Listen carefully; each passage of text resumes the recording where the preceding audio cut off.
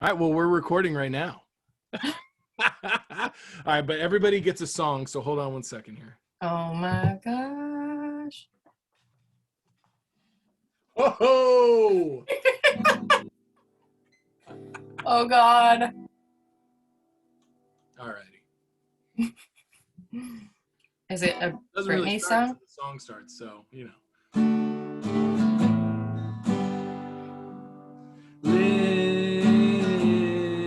Lindsey Johnson, thanks for coming on my podcast to talk.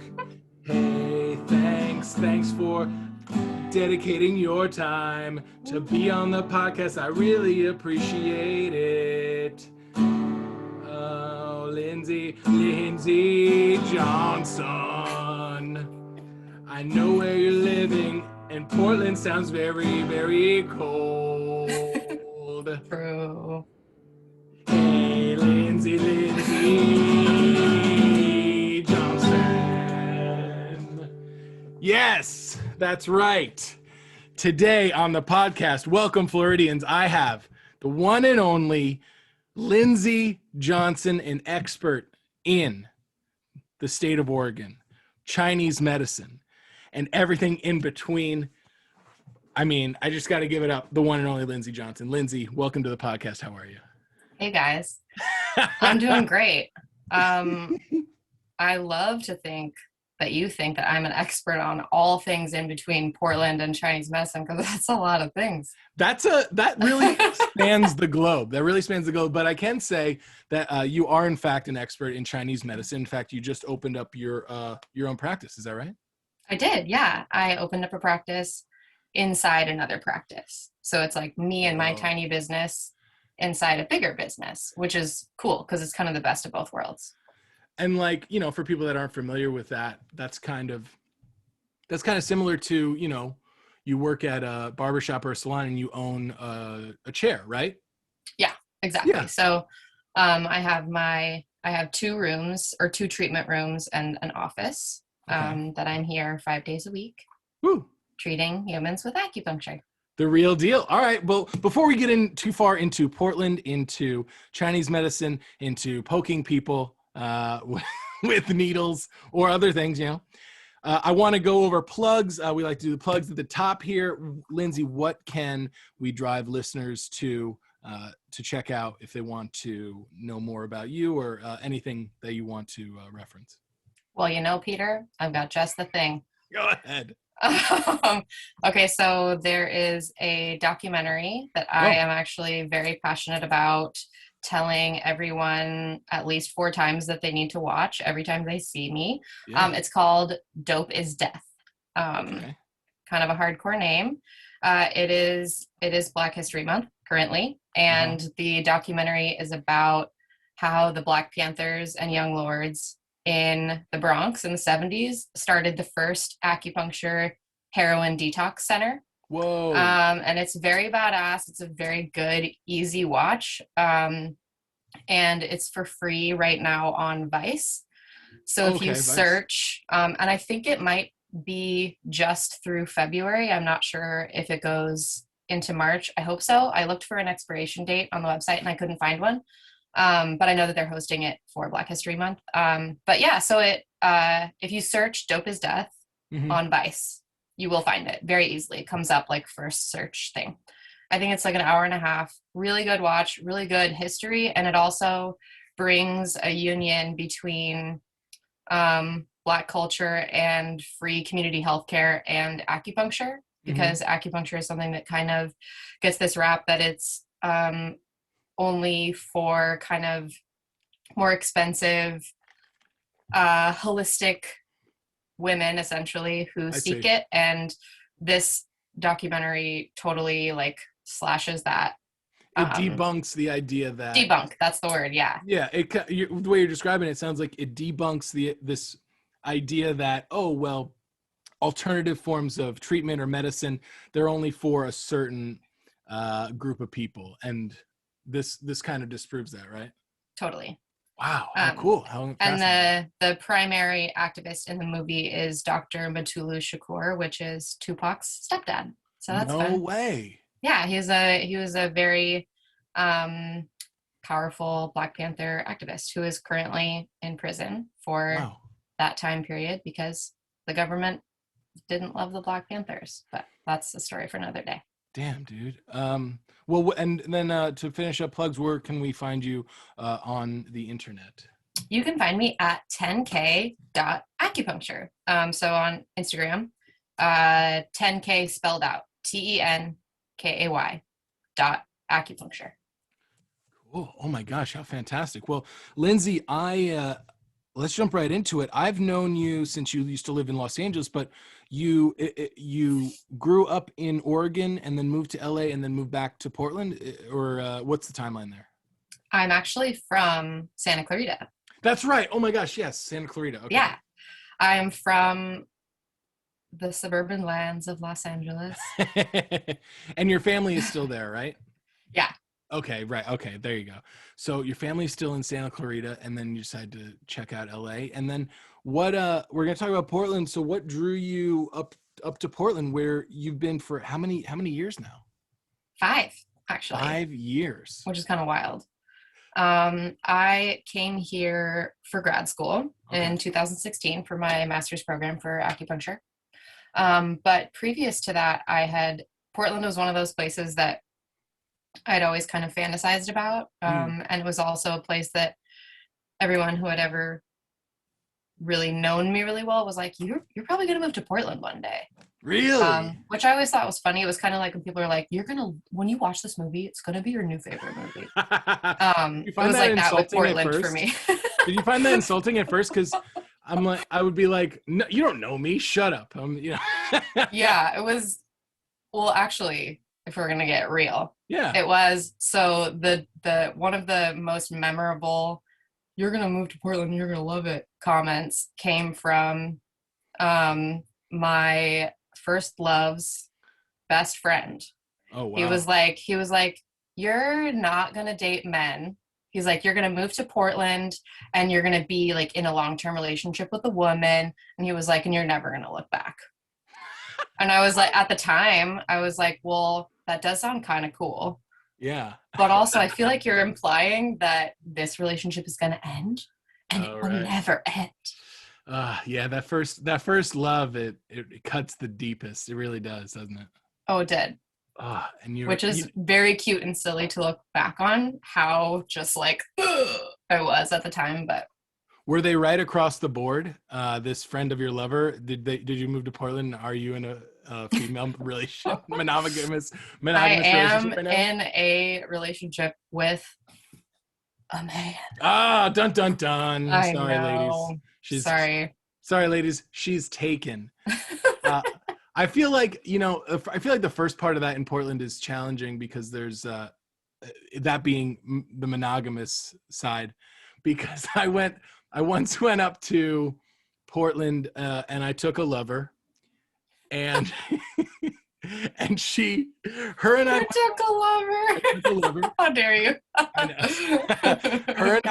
her and I took a bike tour through the city, and our bike guide, towards the end, she got to know it was cute. We went to Salt and Straw. We went to a bunch of fun places. The first marijuana dispensary, et cetera, et cetera.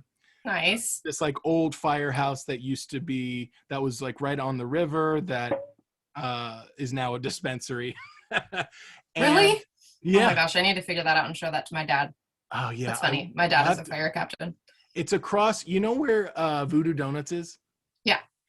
So across the river, there's a walking path, and just to the right of that, I feel like there was a statue of some woman who was a trailblazer as far as the cannabis movement goes, and then nearby was a firehouse that became one of the first cannabis dispensaries in Portland, in the state of Oregon, maybe even in the United States. Huh. But we spent this afternoon with this woman who's leading us on this bike trip, and then she really starts to lean into the polyamory, and she starts hitting on my girlfriend at the time. And I keep getting these looks like from the girl I was dating at the time, like, "Oh, this sounds nice, the polyamory thing." And I was like, "Oh man, you really like." That was very telling. sadly. And is that kind of what can you tell someone about Portland that's never been to Portland when they think of like funky stuff like, oh yeah, they smoke a ton of weed up there, oh they're super into Chinese medicine, everyone's sleeping with everybody, like is that as in your face as some people might believe it is? Or does it depend on the circle that you run in, you know? I would say definitely depends on the circle that you run in. Mm-hmm. And I'm someone who is very curious, just in general, kind of like curious, open-ended Mm-hmm. sentence. So I feel like I kind of invite those conversations a lot. So it's hard for me to distinguish between what would be in someone's face if they were investigating Portland or investigating the dating scene. I see. Because I am also someone who doesn't necessarily believe that some humans, I should say, are intended to only be with one person sexually forever. That seems like pretty unrealistic to me. Mm-hmm. But everybody has different backgrounds and different desires, what have you. You know what's fascinating is I think there's two sides to this coin in my observation of it, and it's that is a very level-headed and correct way of thinking of things, as you know, but I feel like that perspective comes a lot out of the West Coast and like the Northwest, you know what I mean? I'm not saying Yeah. and I'll get to the other side of the coin, but I'm not saying that doesn't come from other places. But when I hear that from somebody who's like traveled west, spent some time out west, you know, lived on the West Coast. And I don't think it's a product of that.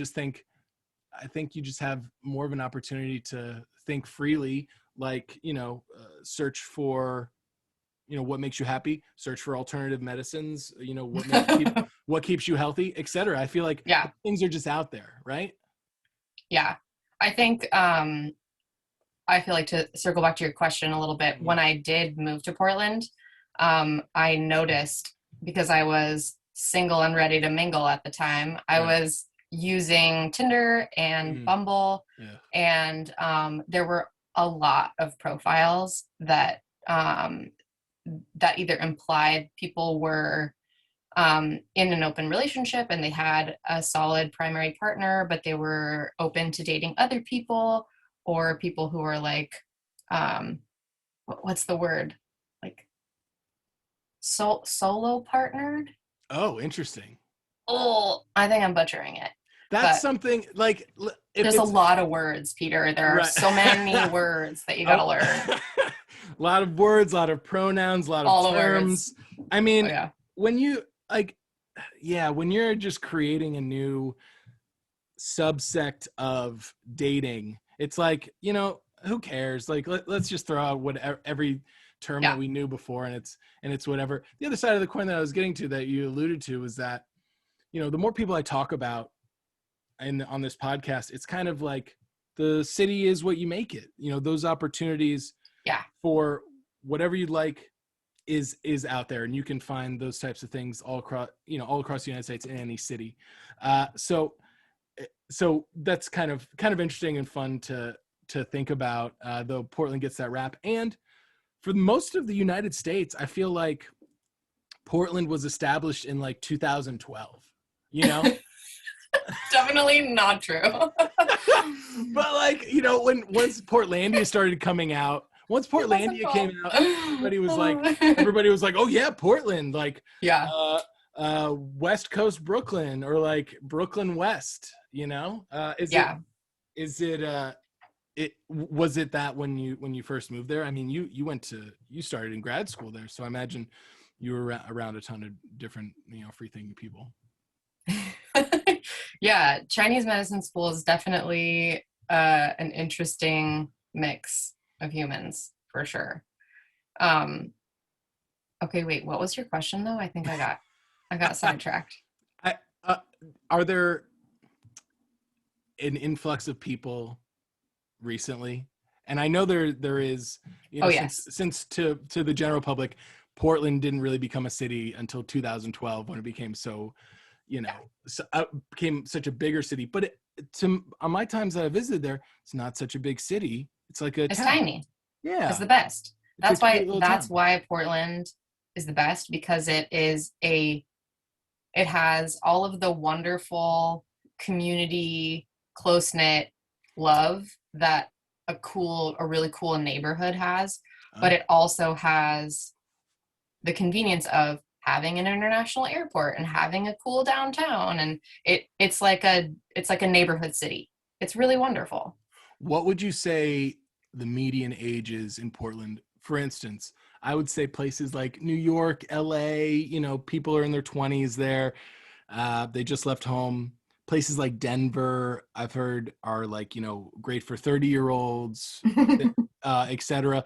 What's the age in Portland, essentially, that you find? And also in Florida, you're either newborn to 18 or you're 50 plus, I should say. Yeah. And I know listeners are tired of me saying that. Great place to have arthritis. Exactly. Exactly.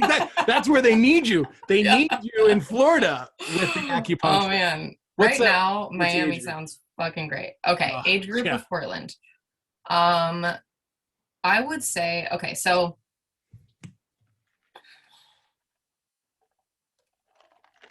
probably 30s. I feel like Around Portland is a 30s kind of place because, well, I will also add to that one of the things that I love about Portland is that it is a really wonderful culture for all ages of people, because I feel like Portland, in comparison to other cities like LA that's a super ageist city. Like in LA, as soon as you're not young and hot, you better like hightail it out of here, man, because we don't have a place for you. Portland, it's not. I mean, it's still a modern place, so there's still those constructs at play, like ageism and hotism, whatever. But I feel like it's a much more welcome place for all ages of people to continue to cultivate like outdoorsiness and creativity and community and being social. Like whenever I go to the park, there's at least one group of people over the age of 60 like playing instruments together in the park. Oh, wow. That sort of thing. So even though I feel like probably a lot of the people who are moving here are in their 30s, just because when you move from other bigger cities like New York or LA, it's way more affordable to live here. And people in their 30s definitely trying to own some shit. Right. But it's a great place to be any age. But you're, the way that you're saying it sounds like if you're in your 30s or 40s in Portland, you can stay a little younger, a little longer, right? Yeah. Okay, cool. Those are those opportunities there. Well, I can't wait to go to Portland, but I got to get there. And one way to get there is through the airport. And this brings us to our first segment. What airport? So Portland has a pretty funky airport. What's the airport that you would travel to go there? And what can you tell me about it? PDX, baby. Woo! Yeah. Also the abbreviation for the city, right? Yeah. Okay. #PDX. #PDX. Yeah, we only got one. Okay, great. So, but that's great because you don't need more than one, because the PDX airport is an absolute delight to visit. Tell that to all those polyamorous people. You only get one. These are all my partners, but I just have one airport. Oh, well, interesting. Sometimes I fly into Seattle, SeaTac. So mix it up a little bit. Yeah, exactly. But is it like a cute little town airport, or is it, you can fly anywhere? What's the vibe over there? It is an international airport. Oh, wow. So you can go wherever you like. And do you want to know why it's really cool? Please. Yes. Okay. So it's really cool because you know how usually when you go to the airport, you're like, fuck, I haven't had breakfast. I don't really want to buy this $12.50 bagel that I know is going to taste like shit, but I'm going to starve if I go on the airplane if I don't.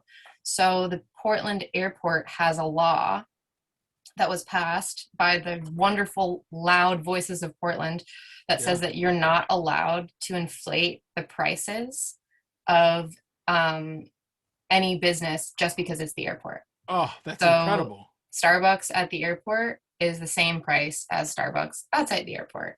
Oh, Stumptown coffee, same price as Stumptown coffee outside the airport. that's So amazing. yeah, so that is, I feel like that encompasses one of my favorite things about Portland in general, is that there is a sense of ownership over the town in a way that's like, hey, that's some bullshit. We don't want that for our airport. We're not going to do Yeah. that. We're going to be really loud and pass some laws and not allow that to happen. That's incredible. That's so cool. Complete opposite in Florida, I will have to say. I mean, you could end up spending $20 on coffee in an airport and $25 on a keychain, you know? No. I know, it's such about my hometown, RSW, I think. Yeah, Fort Myers. That's our hometown airport. What's so interesting is I don't believe it's an international airport, but we have so much space.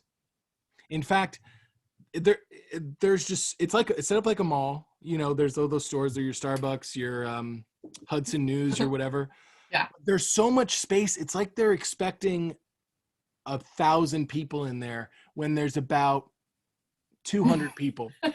There's so much space that it's embarrassing. And in recent years, they've displayed boats in the airport, like big yachts. Like one of those where they're like, this is a great white shark. Yeah. Oh, yeah. No, but like a boat, like a huge boat is on display. It's like, go down to Collier Lee County Boat Depot. And then they have like a row of cars in the airport. It's insane. It's crazy. Why did they make it so big? I don't know. All the planes can't fit there. They should have spent some of that room on the runway. All the planes can't fit there. That's so silly. Those poor little planes. Well, I want to dive into your knowledge of Chinese medicine. We're all better off now that you've told us about it. And there's a big, like, I know that's happening in your community, but like there's a big buzzword. There's like a lot of word. Yeah. So like, so where are you at with that? The proper term is like Chinese medicine, and how should people refer to it? And, speaking, as someone that owns their own practice, what type of people should seek out some types of Chinese medicine? Okay. So the buzzword that we do not like and are trying to change is Oriental medicine. Right. So my college that I went to, that I got my master's degree from, is called the Oregon College of Oriental Medicine. Okay. They keep saying they're going to change it, and they keep not changing it. And it's a little cringy that my diploma says Oriental on it. Yeah, you got to get some of those passionate airport people into the college to change. Oh man, Chinese medicine folks are really passionate too, but but it's really expensive to rebrand the college, and we'd have to reissue all the diplomas we've ever issued. But anyway, so we're trying to get away from the word. It's just paper. I could, I've got a printer here. It's bullshit. They're just. I won't get you started. But you prefer you and your colleagues prefer the term Chinese medicine out of respect for the people or the practice, or both? So we prefer Chinese medicine or East Asian medicine. Chinese medicine is what most people who earn their degree in acupuncture, that's usually what their degree is a master's of Chinese medicine, which is what my degree is. But East Asian medicine, as the new term, is being introduced more recently to pay homage to other cultures, such as Japanese medicine, that has been also really fundamental to the development of acupuncture and herbalism and massage. So East Asian medicine makes it less singular, I guess. Got it. And Oriental, we're trying to move away from that word, because Oriental is a word that has been used to minimize and create racial slurs towards people, and also to just monoculture all of Asia, which I has see. many different subsets of really beautiful, rich cultures. And by just throwing out the word Oriental as if it in any way represents any of these thousands of cultures within Asia is pretty reductive.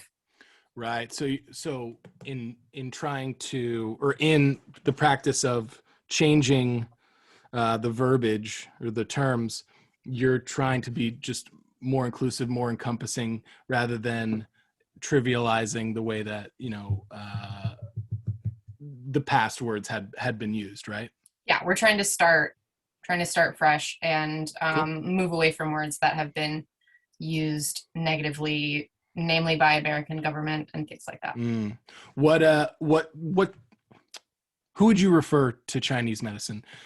What's the ideal patient, or maybe age group, or ailment that you see or that you would recommend? Especially, a lot of listeners are young and healthy, but there's certainly preventative, preemptive treatments that you can get to ensure health into your later years.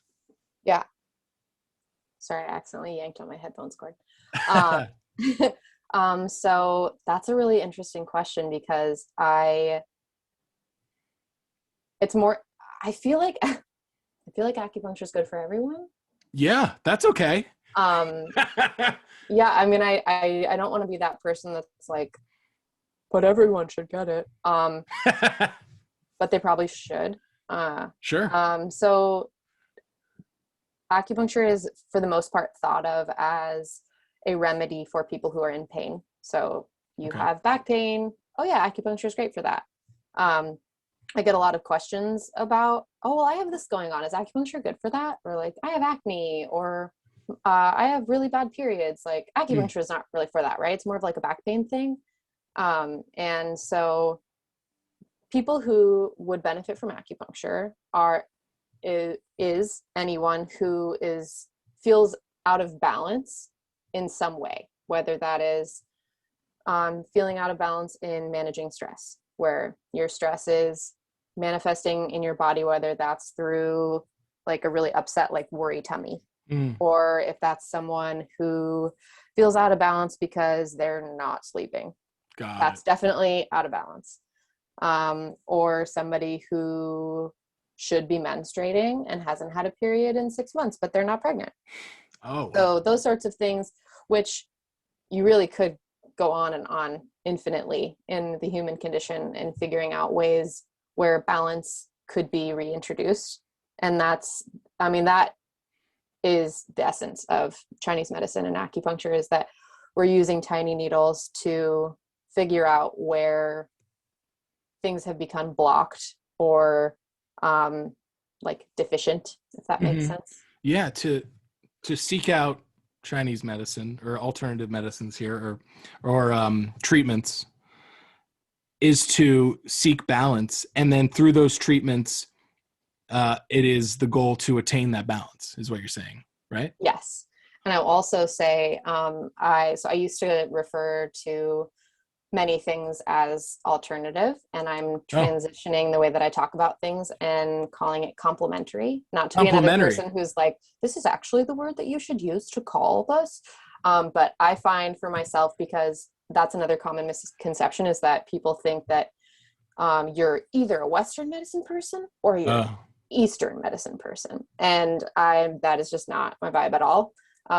There are so many things, like if I get in a car accident, please don't, if I'm like bleeding out on the street, like please take me to the emergency room. Like I want to go to someone who's going to stitch me up. That's some Western shit I'm very into. We love that. Oh, so when you say complimentary, you're saying whatever's appropriate for the issue. Yeah. And also just kind of removing the idea of a dichotomy of like, you either take antibiotics and you love vaccines and you love Western doctors, or you rub tea tree oil on your nipples and you love acupuncture. Like it's not two different teams. There are many roles. There are so many different types of medical practitioners. Some of them went to the Oregon Health and Sciences University, and they have an MD next to their name. And some of them went to a natural medicine college, and they are teaching and serving a different type of medicine, and other ones are using body work to achieve medical results. There are so many different types of practitioners, and I feel like the hierarchy of medicine should be squashed. Wow. Okay. Thank you for listening. Mic drop. Yeah, no, it's great. That's the kind of knowledge that I was seeking in this interview. Thank you so much. So my pleasure. So in search of balance, in search of a complementary treatment to attain that balance, if I'm just Joe Schmo and I'm like, yeah, I'm stressed out, like, I'm not sleeping well, and I don't know, my neck kind of hurts. And I come to you for a consultation. What are your kind of where do you like to go first? What do you like to check first? And what's your what's your first thought when, it's not like, oh, I've had, this debilitating back issue since a car accident, but it's just like, I'm just kind of stressed. I'm kind of a little, feeling a little funky. Like what's your go-to treatment, or what's like the introductory type of a thing that you would go to? So my first response when people say I'm stressed, or I would like help, like, what can you do for my stress? I get that a lot. My first response to that is, how do you experience that stress in your body? Because that stress takes its toll on people in so many different ways. Like me, for example, if I'm feeling really stressed, a lot of the time that results in me getting a little bit manic, where I'm like, I have to, I'm going to organize everything around me, and I'm going to obsessively like pick a bedtime, or like just spend a long time fixing food. And in my body, sometimes stress makes me feel like it'll make my skin feel hot, or I'll get indigestion. But for other people, stress manifests like they can't sleep at all, or they can't poop at all. And so those mean to brag, but that's not my problem. So what you're saying is the way that stress comes out is, in some people it's behavioral, in some people it's physical pain, and you gotta find that first to treat. Exactly. Wow. And so the different types of, like, people who experience their stress in that they can't sleep, that's going to be a certain pattern of acupuncture points that I'm going to use, versus someone who gets a really upset tummy. Like, I'm going to use a very different set of points to treat those types of people, even though what they came in for is the same. The treatments are going to be different. Every time you say tummy, I picture Winnie the Pooh just grabbing his little tummy and walking around. That's what I hope. Not to insult your intelligence, which is far. You're beyond. Not. I fucking love Winnie the Pooh. Do you want to know a fun fact about me? Yeah, love it. I had a Winnie the Pooh bedroom. Bedroom? Until I was 13. Oh my God. Yep. You just loved you it still that want to much? be my friend? No, truth be told, I just kind of, when you've had something for so long that you forget what it is. Yeah. Like you have curtains that say like, I love unicorns, and you've had them for 5 years and you don't even see that it says anything anymore. Yeah.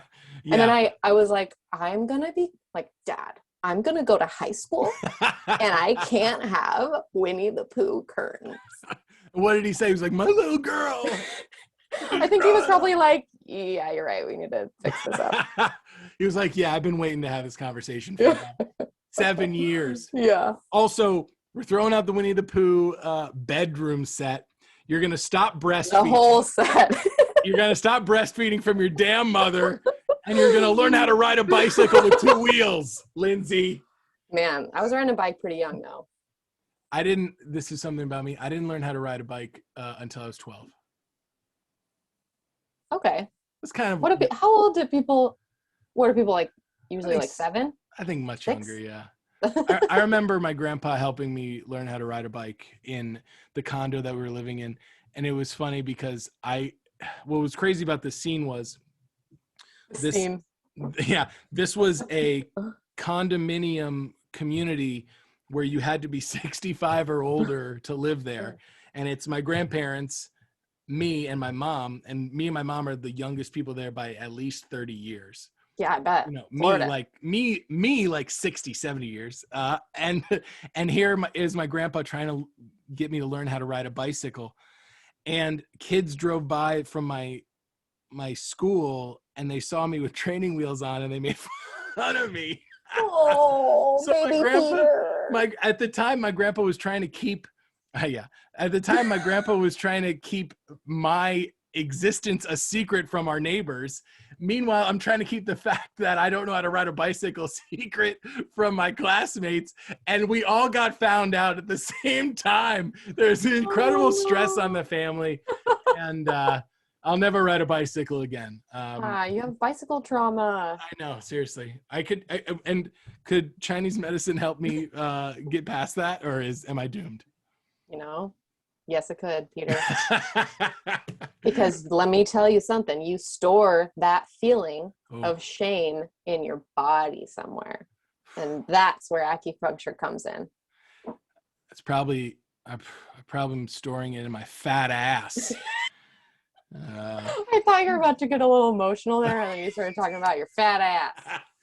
I don't need. Let's just say I don't need a bicycle seat, if you know what I mean. There's enough padding there, and well, I want to get into our next segment. It's called Spellamania. Doodly doop boop boop choop. And and I will go back and forth. You have 3 words. I have 3 words. I have 3 words that help describe Florida, or 3 words from Florida, and you have 3 words that are, I assume, terms from Chinese medicine. Is that right? I picked some good ones. Oh boy. I'm about to ruin your day. Well, we'll go back and forth. You can give me the first word, and I'll try and get to know a little bit more about it and try and spell it. First person to spell 2 words wins. And if we're running out of time, we'll just end it there. We'll just stop. Yeah. Great. Yeah, great. Yeah. Stakes are very high. Okay. Let's make some stakes though. Let's make some stakes. We should. If I was picturing a barbecue, but I think that's not what you mean. Okay. Yeah. Oh yeah. Okay. If you win, I will find a way to send you some sort of stakes. That's very sweet. Thank you. And if I love a good steak. Okay. Yeah. Great. And then if I win, I'll send you a steak. Okay. Great. Everybody gets a steak. Stakes are on the line. Okay. Okay. Go ahead. The stakes are stakes. Stakes are the stakes. And okay. First word. Hit me with it. Okay. Petechia. Petechia. Okay. Petechia. First off, it sounds like a drink that I would get at a tiki hut. Very literal of you, Peter. Gosh, yeah, I know. Like a tiki hut. What an idiot! What a gorilla man to think so literally. All right, could you use it? In a sentence? Petechia. Okay. This afternoon, I did a cupping treatment on a patient, and I could tell that their muscles were sore due to the petechia that was visible on their back. Ooh. So is petechia like a rash? No. It's not. Oh, what's it like? Okay. Well, okay, I can tell you the definition because that won't tell you how to spell it. Okay. Yeah. Okay, so petechia is basically their little like pinpoint round tiny little marks that are expressed on the skin when you cup someone. So you know the marks from cupping. Oh, okay. It's the so mark it's from essentially tiny little blood vessels breaking under the skin. So it's like micro bleeding almost under the skin. So people always say that, oh, my bruises from cupping, and it's not actually bruises. It's petechia. Oh, got it. Yeah. Petechia. It's also called Sha. Sha is the Chinese medicine word for it. It's the red Like you bring up the stagnation that's stuck in the muscle. When you cup, that's kind of the sha is expressed. So the darker it is, the more powerful the sha. Well, Shaw sounds much easier to spell, so thank you. I still can't get out of my mind what a petechia drink would look like. It's definitely pink. It's definitely like got some hibiscus shit going on. Yeah, exactly. Petechia. Yeah. Or like beet juice. Oh yeah. Make it nice and bloody. Yes. Oh yeah. Just like these steaks that are headed on my the way. line. Okay, petechia. Petechia. Petechia. P-A-T-I-K-I-A.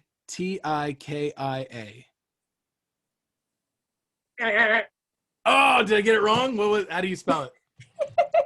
Dang it. Okay, it's a weird one. P-E-T-E-C-H-I-A-E.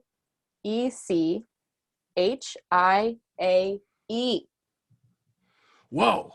Yeah, she's nasty. Petechia. My goodness. Yeah, that's a wild one. All right, cool. I'm gonna give you my first Florida word here.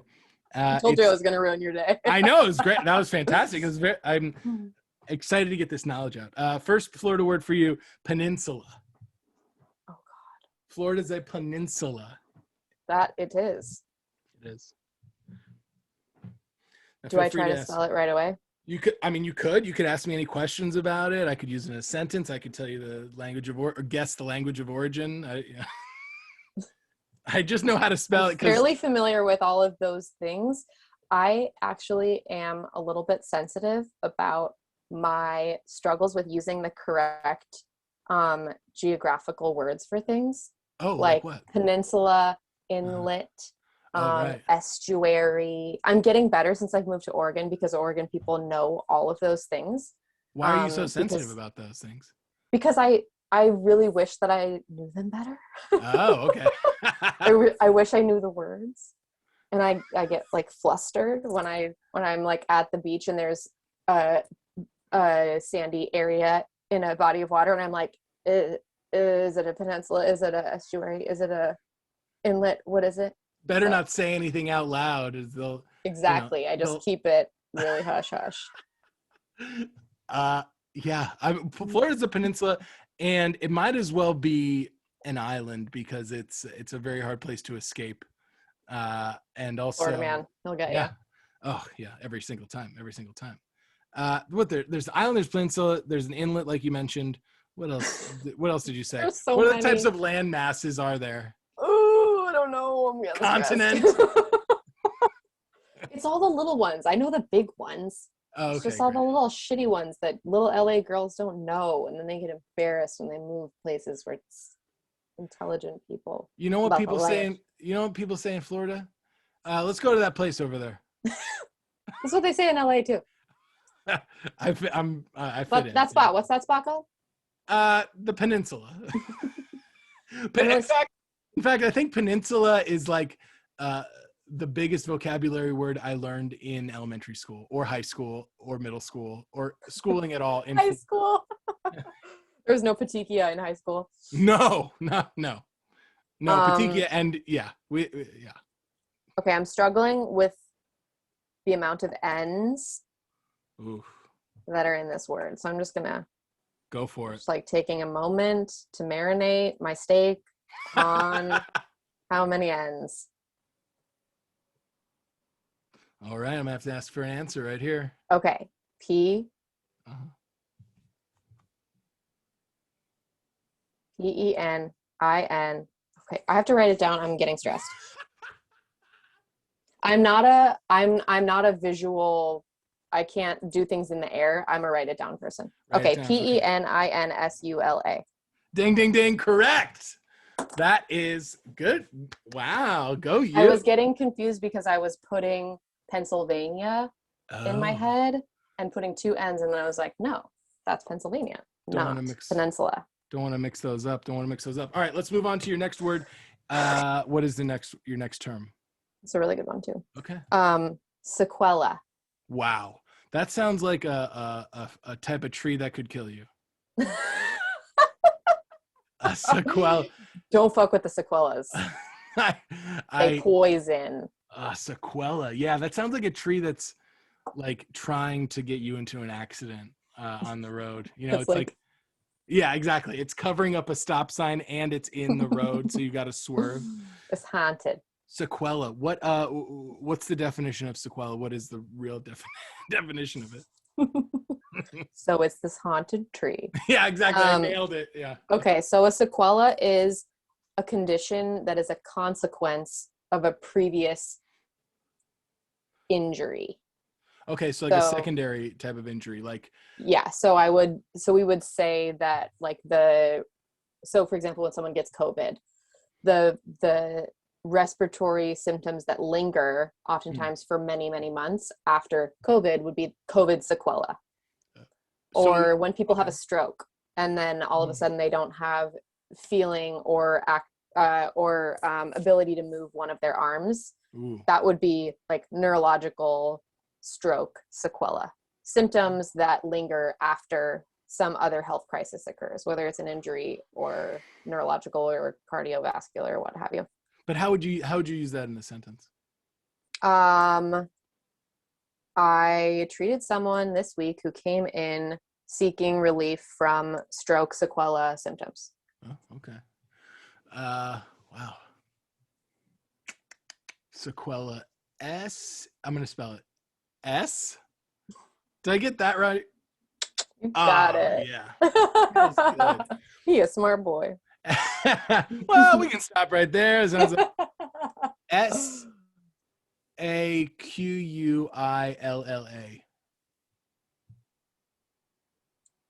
No, sir. So close. All right. Please spell it for us.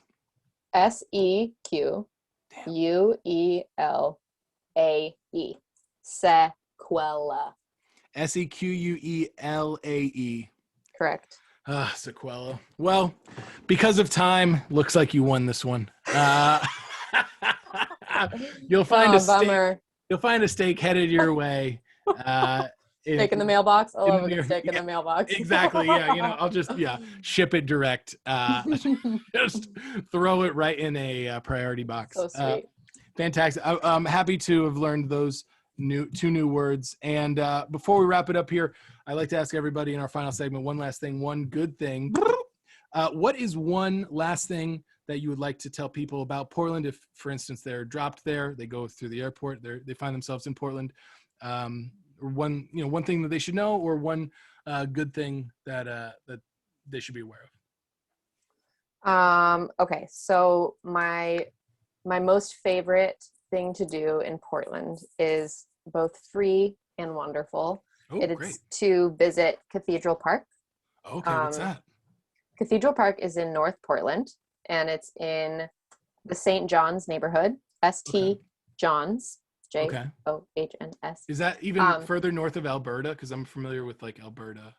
Yeah. So the river divides east and west, and you're going to be, and then the river winds up, and St. John's is above. Okay. Northwest. So we have East Portland, West Portland, the river, St. John's. Northwest. So it's like north. Yeah, it's like north of Northwest. Northwest. Okay, got it.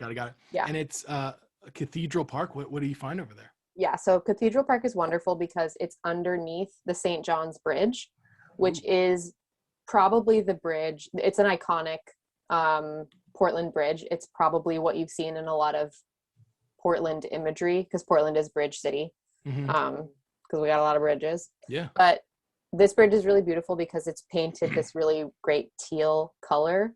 And on the other side of the bridge is a mountain with really wonderful trees. Ooh. And it's just it's a really magical place to go. I like to go there by myself or with my dog. I'll just go get a sandwich and go post up and hang. It's whether it's raining, it's cool because you can go any time of year because the bridge covers the park. So you're covered from the rain.